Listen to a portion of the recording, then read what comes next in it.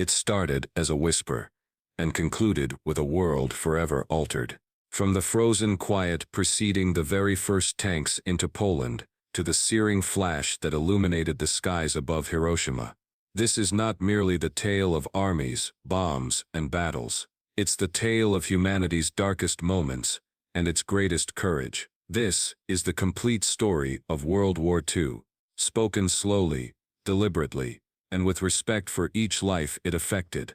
Shut your eyes. Allow the past to unspool. Let history begin. It began not with a shriek of horror, but with a quiet breath, a breath that sneaked along corridors of authority, crossed borderlines marked in agreements, and seeped into the ears of an exhausted world, exhausted from conflict, clutching at peace, and blind to what lay ahead. September 1st, 1939, a day that would break history. Even before the first bullet was fired, the heavens above Europe hung with foreboding.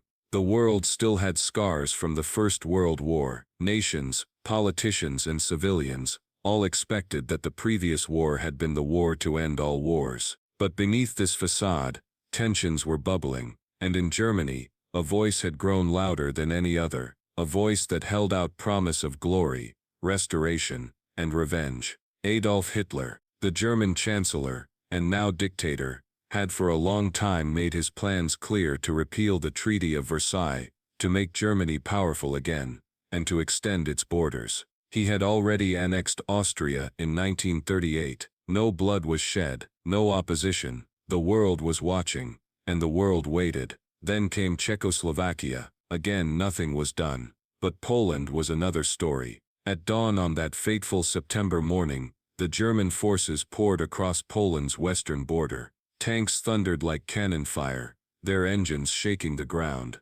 Gray-clad soldiers marched in haste. Above, the Luftwaffe opened its fury on villages and towns. Villages were set alight, civilians fled, and within a few hours, the streets of Warsaw rang with chaos. It was the first real test of Germany's new war doctrine, Blitzkrieg, or lightning war. It wasn't trench warfare for the slow pokes of the last generation. It was speed, power, and shock, blended together to immobilize the enemy before it could react. And it worked. But Poland was not standing alone. Britain and France had promised to defend it. They had signed treaties. They had issued guarantees. And so, on September 3, 1939, they did declare war against Germany. But that declaration, though rhetorically powerful, didn't halt the devastation. It didn't mobilize armies quickly enough. It didn't avert the collapse. Poland was waging war on two fronts, and that was never in the plan.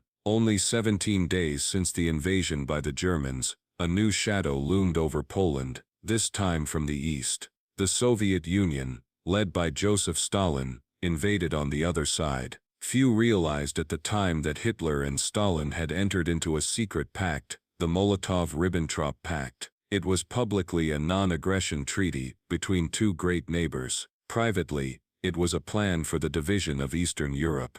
Poland would be divided, and so it was. Within weeks, Poland had vanished from the map. Over 60,000 Polish soldiers were killed, millions were evacuated, thousands were imprisoned. The world watched in horror, but impotently. The rapidity, brutality, and coordination of the invasions issued a chilling warning. This would be no ordinary war. In Berlin, meanwhile, Hitler was victorious. His gamble had paid off. He had taken territory once more, and paid scant immediate price for it. Britain and France were formally at war, yes, but they had not yet acted decisively. What ensued was an odd interlude called the Phony War. Between late 1939 and early 1940, while war had been proclaimed, there wasn't really much fighting on the Western Front. British and French soldiers deployed on the Maginot Line, a well-defended stretch between Germany and France. They waited, the world waited, but secretly, Hitler had an altogether more ambitious plan in the making. In Poland itself, the realities of Nazi occupation started to appear. Jewish populations, who had been resident in Poland for generations, were rounded up. Ghettos were created. The roots of the Holocaust were being sown, and in Soviet-occupied areas, Stalin's troops started purges. Polish officers, Intellectuals and clergy were arrested or killed in their thousands. The Katyn massacre, still not widely known at this point, witnessed the killing of more than 20,000 Polish prisoners by Soviet secret police. For the Polish people, it was a period of loss, terror, and silence. But even amidst this shadow, tales of resistance first began to glow. Underground papers were published, secret schools were established, hope was spoken in whispers among people, even as soldiers marched down their streets. In London and Paris, meanwhile, citizens grew accustomed to life during war. Gas masks were distributed, air raid shelters were constructed, blackout curtains were fitted, but the skies were still silent. It seemed the tempest had blown over, until it roared back months later. But not yet. In these last few months of 1939, did the world hold its breath. On the other side of the Atlantic, in the United States, President Franklin D. Roosevelt treaded gingerly. The American public, still spooked by World War I, did not want to get into another war. But Roosevelt knew the handwriting on the wall. Behind the scenes he prepared. The U.S. enacted the Neutrality Act of 1939, permitting sales of arms to belligerent nations, as long as they paid cash and shipped goods themselves. It marked the start of American engagement, despite continued claims of neutrality. While in Germany, the war machine increased in power, Hitler became more confident. Poland had been conquered, the West was still holding back. He thought the Allies would fold, that they were vulnerable, that history would yield to his demands, but the reality was more complex. Britain wasn't weak, France wasn't beaten, yet both were still picking up the pieces, militarily and psychologically. Neither had anticipated Hitler acting so suddenly. Now they were struggling to get used to a war they couldn't recognize. And so, winter came to the world. The year 1939 ended on a bitter cold, both in temperature and mood. Europe had war once more, but this war would be different. The old alliances, the old tactics, the old presumptions, none would last. For this time the war would not be fought in muddy ditches only. This time the war would span continents, span seas, and into the very heart of civilization. From the icy forests of Finland, where the Soviets fought against stubborn resistance, to the peaceful shores of Norway, where German sights first turned, 1939 was but a prelude. In schoolrooms, children conducted air raid drills. In factories, women and men worked around the clock producing weapons. In homes, families huddled by radios, praying for news, for peace, for something better.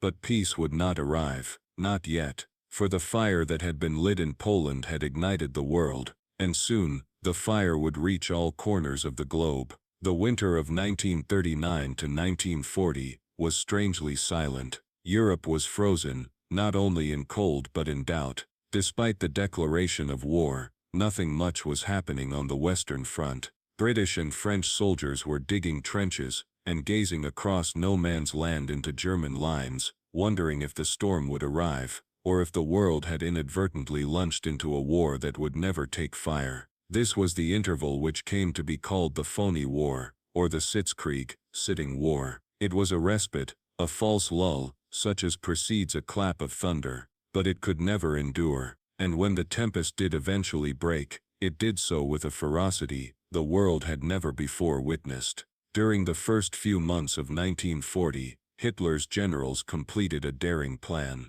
The plan would outflank France's fabled Maginot Line, a heavily defended wall to shield the French border. Rather than striking through this formidable defense, Germany would sweep across the Low Countries, the Netherlands, Belgium, and Luxembourg, countries that had declared neutrality in the hopes of staying out of the war altogether. But neutrality would have been no protection for them. On May 10, 1940, without notice, German troops unleashed a tremendous attack across the Low Countries. This was the start of one of the greatest military operations in contemporary history, a genuine showcase of Blitzkrieg at work. Blitzkrieg, lightning war, wasn't a tactic. It was a credo. It was a union of swift-moving tanks, mechanized troops, and devastating air power. The aim wasn't to grind the enemy down gradually, as in World War I. It was to shock them, overwhelm them, and make them surrender before they could even mobilize a full defense. The invasion of the Netherlands was vicious and swift.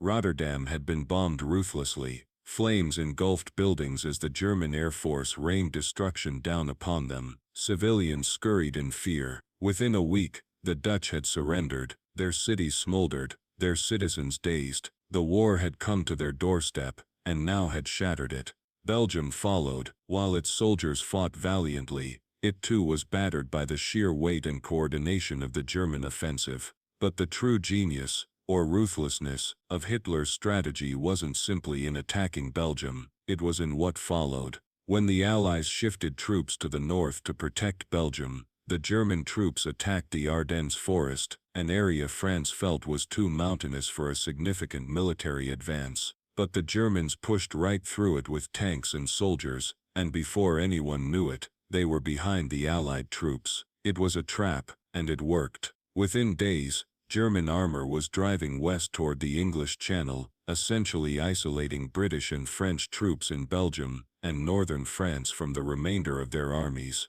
It was a breathtaking move, a rapid punch right through the center of the Allied defense. The Allies were shocked, bewildered, and encircled, and yet, in the midst of this madness, something miraculous occurred. When German troops advanced on the port of Dunkirk, more than 300,000 Allied and British troops were cut off on the beaches, with nowhere to go. The sea at their back, the enemy ahead. Operation Dynamo followed. Between May 26 and June 4, 1940, there was an immense evacuation process. Royal warships, fishing trawlers, merchant ships, and even tiny civilian boats traversed the English Channel, time and again, under unremitting German fire, to pull out the trapped troops. Bombs rained down, machine guns blazed, and still the boats arrived. The evacuation saved 338,000 soldiers. Although the Allies were defeated on the battlefield,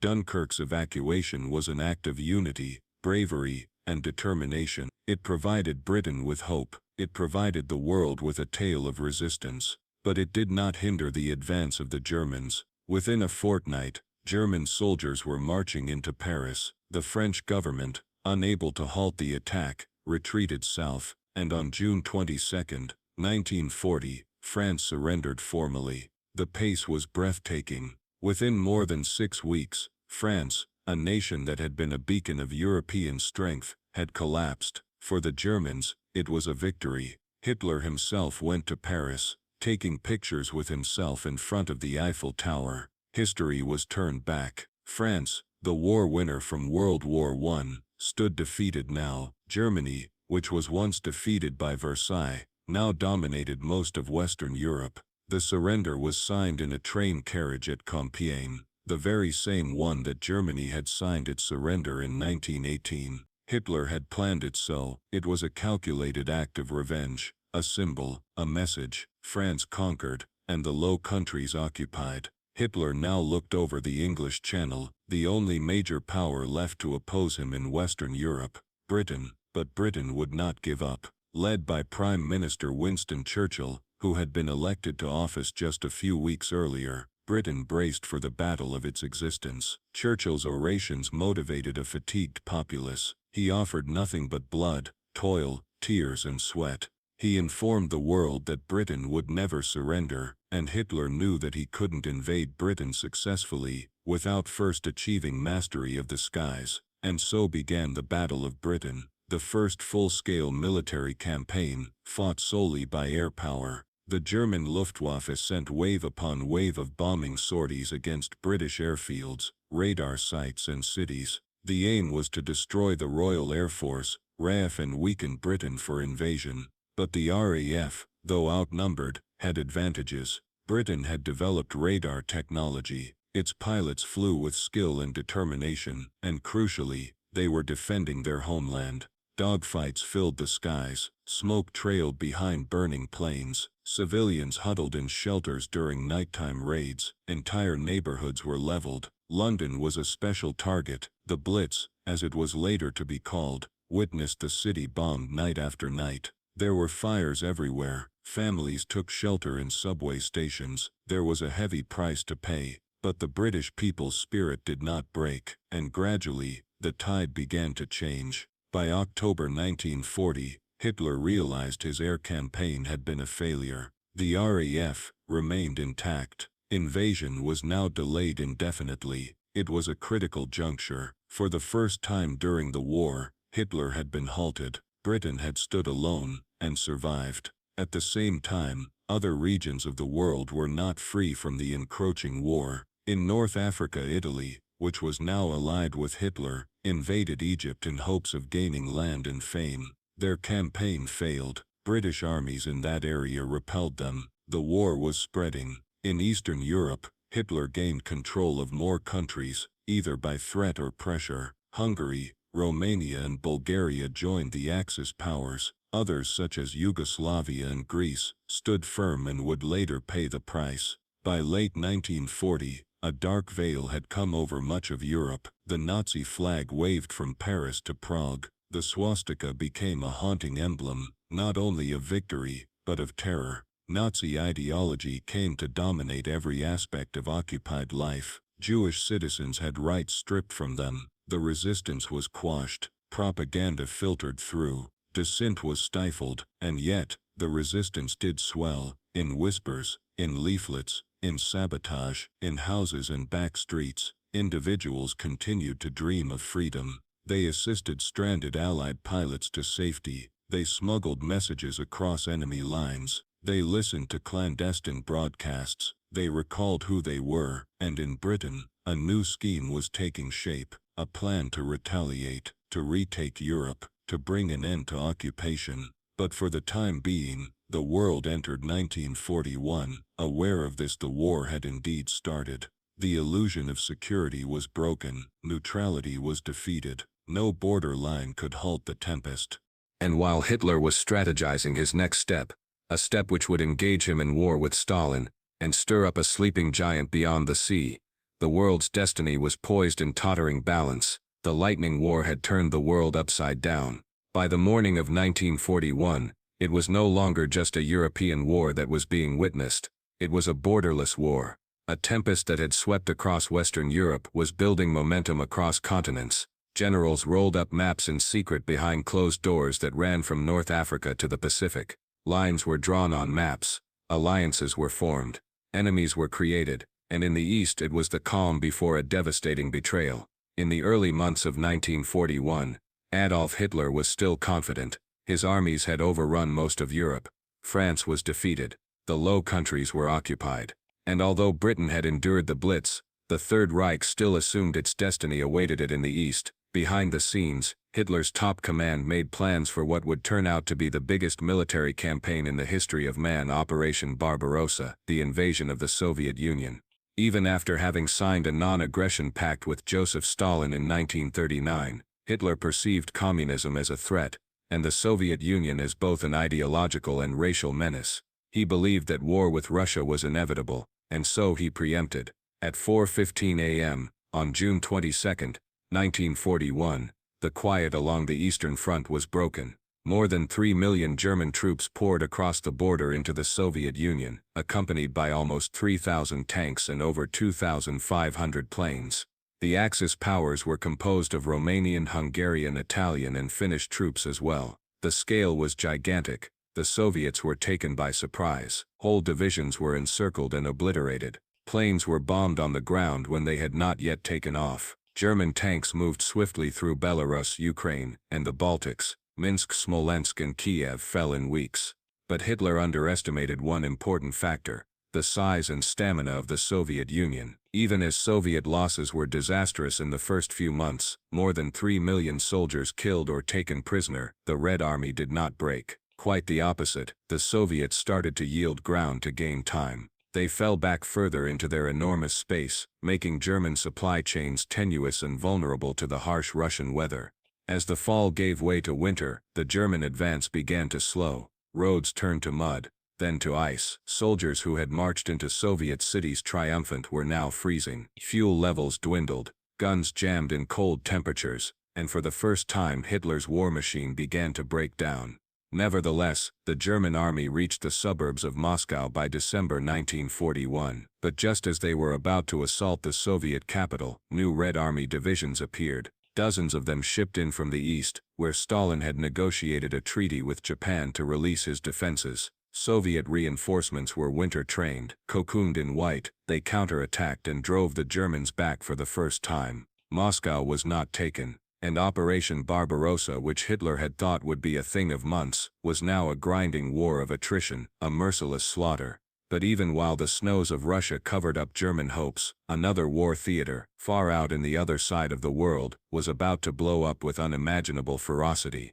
On the 7th of December 1941, at dawn in the Hawaiian Islands, a Japanese air fleet descended upon the U.S. naval base at Pearl Harbor. With no warning, bombs dropped on moored battleships, aircraft carriers and military facilities.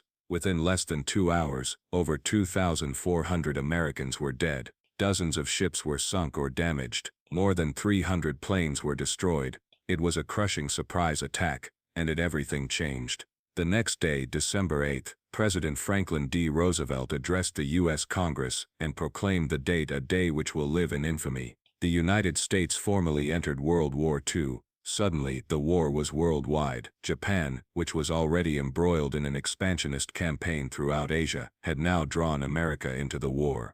Between the lead-up to Pearl Harbor, Japan had occupied Manchuria 1931, China 1937, and entered French Indochina 1940.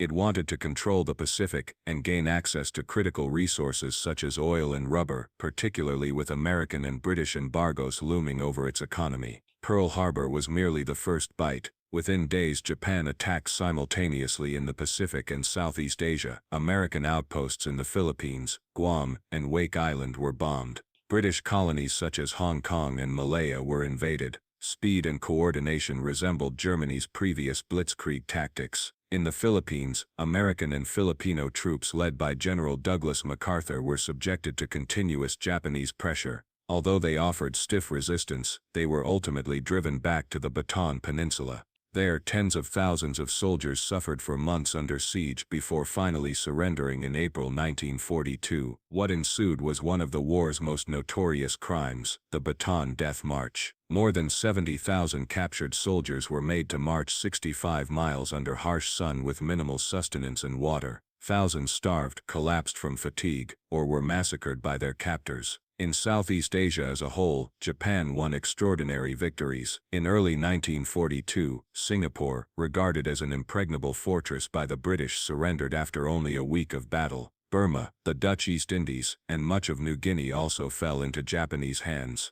But as Hitler had done, Japan had roused a giant. America mobilized on a scale never before experienced. Its industrial power overnight was reborn. Shipyards, factories and assembly lines thundered into action. Aircraft, tanks and artillery were being turned out by the thousands. Men enlisted. Women took up jobs at home. The arsenal of democracy was at work. In the Pacific, the U.S. Navy responded almost immediately at the Battle of the Coral Sea in May 1942, the first sea battle in which ships of the opposing forces never came into sight of each other, engaging in all aircraft. It was a tactical standoff, but it stopped Japanese plans to attack Port Moresby, a strategic target. Then was Midway, one of the most significant battles in the Pacific. In June 1942, American cryptanalysts read Japanese plans to ambush at Midway Atoll. With that information, the U.S. Navy laid a trap of their own. American planes sank 4 Japanese aircraft carriers within 3 days, the backbone of Japan's naval capability. It was a staggering turnabout, and Japan never regained the initiative again. At the same time, in Europe and North Africa, the war's intensity intensified. In North Africa, Field Marshal Erwin Rommel, the Desert Fox, led the Afrika Korps against British troops in intense battles. Egypt and the Suez Canal were vital to supply lines. While Rommel won initial battles, British troops under General Bernard Montgomery stood firm. The war dragged on along all fronts. In the Soviet Union, the blockade of Leningrad had started in late 1941. It would continue for almost 900 days, one of the longest and most disastrous in history. Hundreds of thousands of civilians perished from hunger and cold, but the city never capitulated. In the Atlantic, German submarines roamed the seas, sinking Allied convoys delivering supplies to Britain and the Soviet Union. The Battle of the Atlantic was a constant battle for survival, as merchant vessels sailed treacherous waters in constant danger. But even while shots were being fired and bombs were dropped, another war was being fought in secret. In occupied Europe, the resistance movements expanded. In France, the Maquis, rural guerrilla forces, conducted sabotage missions, targeted railroad lines and conducted intelligence gathering. In Poland, the Home Army conducted underground warfare, including attempts to smuggle Jews out of the ghettos as well as the assassination of Nazi officials. Resistance was also building in Yugoslavia, Norway, Greece, and even within Germany itself. Though poorly armed and hunted mercilessly, these resistance fighters made it clear that freedom still had a voice, even in silence. By the end of 1942, the world was forever changed. The war, which had commenced with the invasion by Germany of Poland, had spread to all parts of the world. Fights were being waged on ice, and in rainforests, in deserts, and on islands. Countries that had been neutral had aligned themselves with others. Millions wore uniforms. Millions more were refugees, in prison, or living in terror. The death toll mounted, cities were left in ruins, frontiers were marked in blood, and yet through all this darkness, pinpoints of hope were there. The Soviet Union had endured the attack. America was fully committed. Japan's surge had been checked. Hitler's hopes of a swift victory were dashed. The Axis powers were powerful, but not unbeatable. The following chapters would be long, ugly, and marked by unimaginable sacrifice. But the world was awake now, and it would not fall asleep. By early 1943, World War II had already remade the world. Borders had changed, cities had been erased, and whole nations dwelled under the shadow of occupation. But in that shadow, something new had started to emerge. Resistance, and with it, the long tortured shift of the war's tide. In North Africa, where sandstorms rolled across ancient deserts, the battle was soon to take a turning point. For months, German Field Marshal Erwin Rommel, the legendary Desert Fox, had bullied British troops across Libya and into Egypt. His Afrika Korps was invincible, but the tide was turning. In November 1942, British and American troops launched Operation Torch, landing in French North Africa, Algeria, and Morocco. It was the first large-scale American ground action of the war. Although initially opposed by French Vichy forces, they soon were under their control. Now the Axis powers were trapped in a pincer. From the west, American and British forces advanced. From the east, General Bernard Montgomery directed British troops after their bitter fight at El Alamein. Surrounded and outnumbered, Rommel fell back. By May 1943, Axis armies in North Africa capitulated. More than 250,000 German and Italian troops were captured. It was a stunning Allied triumph, and an important stepping stone to southern Europe. But as North Africa was being conquered, a gore-soaked saga was being enacted in the east, in a city whose name would become indelibly etched in history, Stalingrad. Sited on the Volga River, Stalingrad was an important industrial center and a symbolic target for Hitler. During the summer of 1942, German forces set Case Blue in motion, a huge attack to capture Soviet oil fields in the Caucasus and take the city named after Stalin. What ensued was one of the bloodiest battles in the history of mankind. The German Sixth Army arrived in Stalingrad in August. They started a ferocious campaign to occupy the city house by house. Neighborhoods were left in ruins by bombers. Snipers made ruins, killing fields, streets, buildings and stairways were turned into battlegrounds. But the Soviets would not back down. Stalin gave a simple command: not one step back. Soviet soldiers held on to Belaya Kalitva as if it were their dying breath. Reinforcements fought their way across the Volga. Aid was in short supply. Food was even shorter, but still they fought. And then in November 1942, the Red Army launched Operation Uranus, a great encirclement. As the Germans concentrated on the city, Soviet troops attacked the weaker Romanian and Hungarian divisions on the flanks. The Sixth Army was encircled within days. The Germans were besieged in Stalingrad, cold, hungry, desperate. Hitler told them to hold the city at any cost. He would not permit a retreat. For another 2 months, the blockade held. Troops burned furniture to keep warm. They ate horses, then rats, then nothing. On February 2, 1943, the 6th German Army surrendered. More than 300,000 Axis troops had entered Stalingrad. Less than 100,000 would leave. The win was a turning point at the Eastern Front. From then on, the Red Army started advancing westward, slowly but with increasing momentum. Meanwhile, in the West, the Allies focused their attention on Europe's weak underbelly, Italy. In July 1943, American and British forces initiated Operation Husky, the Sicily invasion. It was a gigantic amphibious assault, including thousands of ships and planes. Despite bad seas and stiff German fighting, the Allies captured the island within weeks. The invasion had a surprising after-effect. The Italian people, weary of war and Mussolini's fascist regime, rose up. On July 25, 1943, Benito Mussolini was arrested by his own government. Italy signed an armistice with the Allies in September, but the war in Italy was far from over. German forces rapidly occupied the nation, freeing Mussolini and appointing him as the puppet ruler of a Nazi-dominated northern Italy. The battle raged on as Allied forces advanced up the rugged Italian peninsula. Mountain warfare, winding roads and winter conditions made every inch expensive. Towns such as Monte Cassino, with its ancient abbey, became icons of the savage fight. Months of fighting broke through the German defensive positions. Towns were battered, civilians were killed, soldiers fought mud, snow, and rain. Yet inch by inch, Italy was retaken. Meanwhile, the skies above Germany grew dark, not from clouds but from formations of Allied bombers.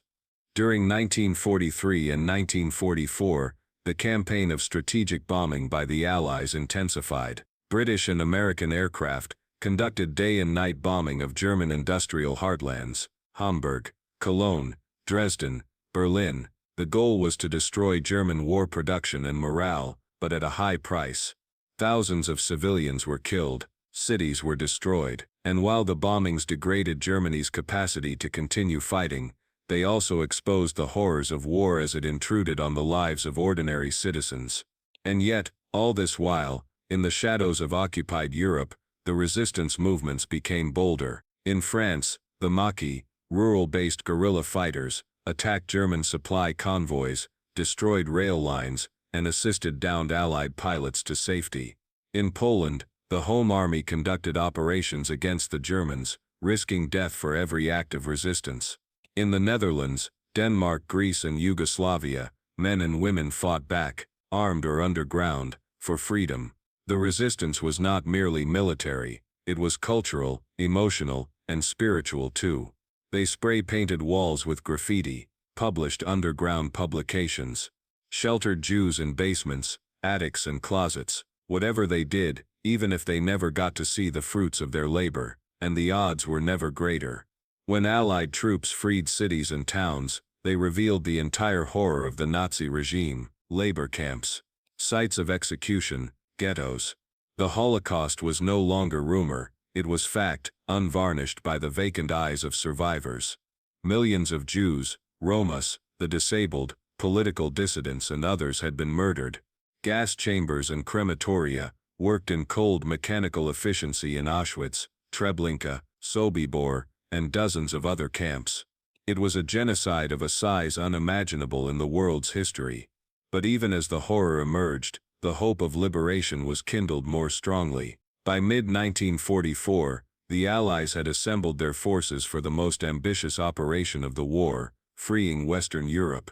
Its title was Operation Overlord. Its code name, D-Day. In hidden preparations, the Allies had amassed a massive invasion force, more than 150,000 troops, 5,000 vessels, and 11,000 planes, and all of them focused on Normandy beaches in France. For months they had fed the Germans false intelligence, dummy tanks, phony radio communications, even rubber landing craft deceived the enemy into believing the invasion would occur at Pas-de-Calais. Then on June 6, 1944, amidst stormy weather, the Allies invaded. At Utah, Omaha, Gold, Juneau, and Sword beaches, young men jumped from landing craft into machine gun fire. Blood churned waves, sand was saturated with sacrifice, but they pushed on. By evening the Allies had a foothold. D-Day had succeeded. During the next few weeks, the Allies advanced inland. Calais and Carentan were freed. French resistance fighters also joined in. Paris, which had long been under German control, rose up in August, and when Allied tanks rolled into the city, it erupted in jubilation. Church bells tolled, flags waved, tears streamed. France was free, but the battle was not yet won. The Germans counterattacked intensely at the Battle of the Falaise Pocket, and again subsequently during the Battle of the Bulge in Belgium, but Allied momentum could not be halted by them. In the east, the Soviet juggernaut surged through Ukraine, Belarus and into Poland. The Red Army freed Leningrad from a 900-day siege. Cities emerged from ruins. Graves were excavated. Families cried and rebuilt. And all around the globe, individuals started to think, really think, that this horror would subside. That the tide had switched. That victory was no longer a far-off dream, but an approaching fact. But even during these times of victory, the price was catastrophic. In each nation, each town, each household, loss, fathers lost, mothers bereaved, children growing up in silence, empty chairs on empty streets, graves with unknown names. The war had scorched everything, and yet, amidst the devastation, the world readied for a final push, a final surge to restore peace to a broken planet. And so, as 1944 came to an end, the Allied armies stood at the door of Germany itself. The Soviet Union closed in from the east. The Western Allies moved in from the west. 2 fronts, 1 final destination. The end was nigh, but it would not be a quiet victory. It was 1945. 6 years of conflict had ripped the world asunder. Cities lay in ruin. Frontiers had bled. Families had been sundered by silence, by letters that never came, by voices that never came back. The heavens had seen nothing but the drone of bombers and the wail of sirens, and yet, it was still not done. But something was different. The tide had shifted. By January 1945, the Allies in the West were driving deep into Nazi-held ground. In the East, the Red Army was sweeping through Poland, freeing cities that had long been under the shadow of the swastika. 2 mighty armies were converging on Germany from either side, and the Reich was crumbling under the pressure of its own hubris. But Hitler would not quit quietly. In a last-ditch effort, Germany made a final counterattack in December 1944, the Battle of the Bulge. In the Ardennes forests, German troops pierced weak American lines, hoping to divide Allied armies and retake the Belgian port city of Antwerp. Initially, the attack caught the Allies off guard. Heavy fog grounded Allied planes. German soldiers in American uniforms created chaos. Snow fell thick silent as young American troops, most still in high school, dug in. The battle for Bastogne went into legend. Surrounded and outmanned, the American 101st Airborne Division would not capitulate. Asked to surrender, General Anthony McAuliffe responded with one word: nuts. The weather improved, the skies opened up, and Allied reinforcements flooded in. By January 1945, the German attack had crashed. More than 100,000 German dead. Thousands of tanks lost. Last reserves depleted. Last gamble failed. From then on, Germany was fighting defensive everywhere. In the east, the Soviet Union launched Operation Vistula, Oder, pushing German troops out of Poland in a remorseless winter offensive. Towns were liberated. Concentration camps were discovered. Soviet soldiers at Auschwitz uncovered what was left of the Nazis' most notorious killing camp. Barracks full of shoes, hair, suitcases, gas chambers still wet with silence, survivors who had borne the unbearable. The secret was out. The world could never be the same. In the West, American and British troops advanced across the Rhine River and over the last of Germany's natural barriers. Cologne, Frankfurt and Nuremberg were among the cities that fell. German civilians, indoctrinated since birth, now confronted the fact of their nation's atrocities, and far beneath the collapsing city of Berlin, Adolf Hitler remained in his bunker. He was no longer the great dictator, with armies at his beck and call. His voice was weak, his hands trembled, he gave orders that no one obeyed. His empire was crumbling before his very eyes. By April 1945, The Soviet army had surrounded Berlin. The fight for the city was vicious. House-to-house combat, rubble streets, fires in all directions. The Red Army pushed forward to finish the war once and for all, and on April 30th, 1945, when Soviet forces were advancing on the Reich's chancellery, Hitler committed suicide. Germany's dictator was dead. His vision of a 1,000-year Reich had lasted but 12 years, and would be over in a bunker under the rubble of his capital. On May 7, 1945, Germany surrendered unconditionally to the Western Allies. On May 8, it surrendered again, this time to the Soviets. The war in Europe was finished. It was VE Day,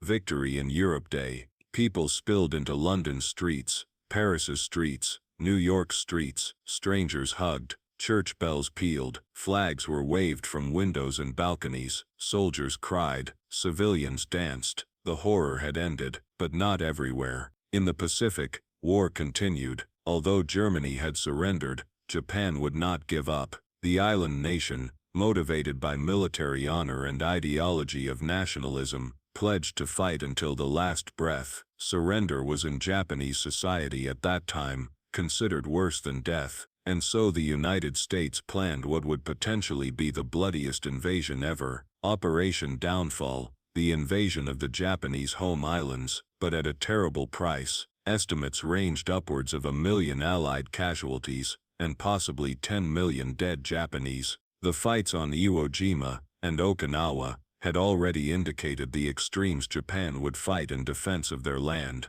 At Iwo Jima, nearly 7,000 Americans died. Almost every Japanese defender fought to the death. At Okinawa, over 100,000 Japanese died, many civilians included. Kamikaze pilots had crashed their planes into American ships. Children had been forced into suicide attacks. The brutality was beyond imagining. The United States faced a terrible decision, and then, a new kind of weapon changed everything. Back in 1939, years earlier than Pearl Harbor, scientists had cautioned that Nazi Germany could be working on atomic bombs. The U.S. responded by initiating a secret mission, the Manhattan Project, to construct one first. In secret laboratories all over America, scientists such as J. Robert Oppenheimer and Enrico Fermi toiled in silence. They split atoms, they tested hypotheses, they constructed the unimaginable. By July 1945,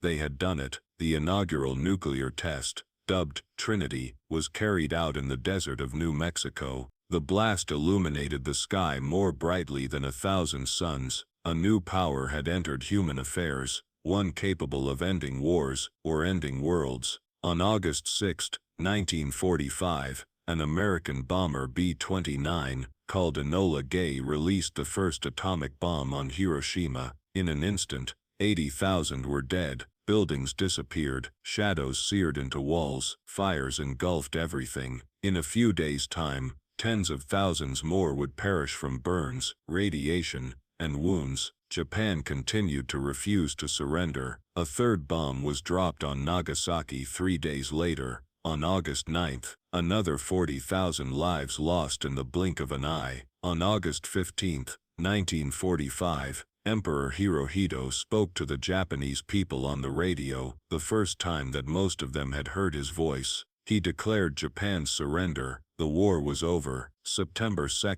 1945, on the USS Missouri in Tokyo Bay, Japanese officials signed the instrument of surrender. World War II had ended. The numbers are almost too huge to believe. More than 70 million people died. 6 million Jews were killed during the Holocaust. Cities such as Warsaw, Stalingrad, Tokyo, Dresden, and Berlin leveled to the ground. Millions more rendered homeless, orphaned, injured, body and soul. But the war had also remodeled the world. Out of ruins, a new world order was born. The United Nations came into being in October 1945, a dream that countries could collaborate to prevent another world disaster. The United States and the Soviet Union, erstwhile allies, now looked at one another with suspicion. The Cold War was sown in Berlin's ruins and the embers of Hiroshima. In Europe, the Iron Curtain fell. Germany was split, Eastern Europe fell under Soviet dominance, Western Europe, assisted by the American Marshall Plan, started to rebuild. In Asia, Japan was invaded by the Allies, its empire torn down, its cities rebuilt, its constitution reformed. The world would never be the same, but in the stillness that followed the final shot, in the quiet after the ultimate bomb, was a deep breath. Folks went back to destroyed houses, they sought out loved ones, they buried the dead, they planted gardens in the ground where shells had landed, they married, they rebuilt, they remembered, and they hoped. World War II is the deadliest, most global war in human history. It was a war of tanks and trenches, of scientists and saboteurs, of ideologies and lost innocence. It was a war of darkness and of light, a war that illustrated how low humanity can sink, and how stubbornly it can claw its way back. Let us never forget the price, let us never forget the courage, and let us never let such a war arise again.